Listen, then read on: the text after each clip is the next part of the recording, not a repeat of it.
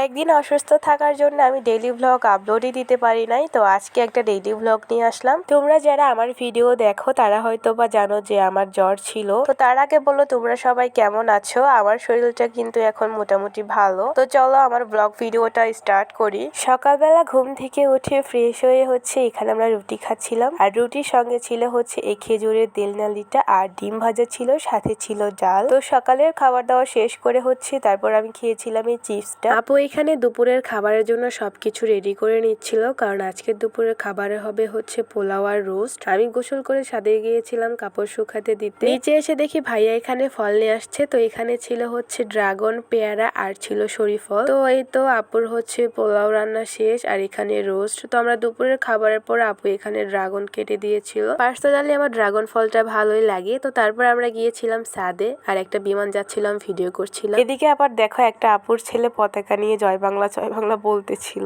ছোট মানুষ। একটা আপু কয়েকটা তেঁতুল আর কদবেল দিয়েছিল, আমি তেঁতুলটা খাচ্ছিলাম। তারপর দেখো ভাইয়া অনেকগুলা মাছ নিয়ে আসে, যদিও বা আমি মাছগুলোর এখন নাম বলতে পারতেছি না। মানে ভাবা যায় বাঙালি হয়ে মাছ চিনতে পারলাম না, মানুষ চিনো তো বিলাসিতা। তো মাছগুলো আপুর আমি কেটে ধুয়ে ফ্রিজে রেখে দিলাম। তারপর আপু বাজার থেকে মিষ্টি আর পুরি নিয়ে আসে। এখানে আমরা সন্ধ্যার নাস্তাটা সেরে ফেলি। সন্ধ্যার পর দেখো ক্লে দিয়ে আমি 3টা গোলাপ ফুল বানাইছি। কেমন হয়েছে ফুলগুলো অবশ্যই বইলো। আর এদিকে দেখো ওয়াশরুম থেকে এই মগটা এনে আমি লাইটের উপর রাখছি। একদম পুরা রুম একদম লাল টুকটুকে হয়ে গেছে। মানে মাথায় আজাইরা বুদ্ধি আসলে যা হয়। রাতের খাবার ছিল মাছ আর এই যে এটা বাইম মাছ আমরা বলি, এটা ভুনা করছিল। তো খাবার পর খেয়েছিলাম এই জলপাইয়ের আচারটা, একদমই ভালো লাগতেছিল না জন্য। যাই হোক আজকের ভিডিও পর্যন্তই ছিল। আল্লাহ হাফেজ।